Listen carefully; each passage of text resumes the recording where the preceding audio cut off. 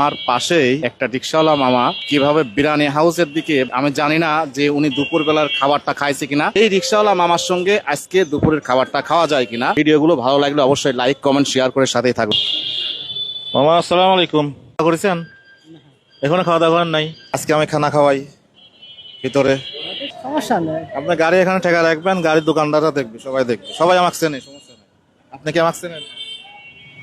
তা তো জানি না আমি। আপনি আমাকে চেনেন না?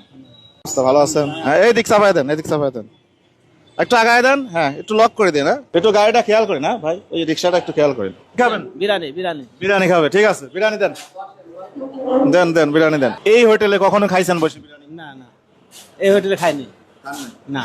আজে কর্মের ব্যস্ততায় সব মিলে খাওয়া হয়ে ওঠে না। তারপরে তো বাজেটেরও একটা বিষয় আছে, কারণ একটা বিরিয়ানি খাইতে গেলে 200-250 টাকা খরচ হয়ে যায়।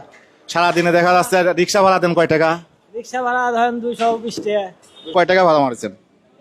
গুণাগাতা নেই, তাও আন্দাজে তাও কয় টাকা হতে পারে? আন্দাজে এখন 300 হতে পারে কি 350 হতে পারে, আমি এরকম। করিনি। হ্যাঁ। আমার পক্ষ থেকে ছোট্ট একটা উপহার, আমার পক্ষ থেকে ধরেন, এটা ধরেন, এটা আমার পক্ষ থেকে, ঠিক আছে?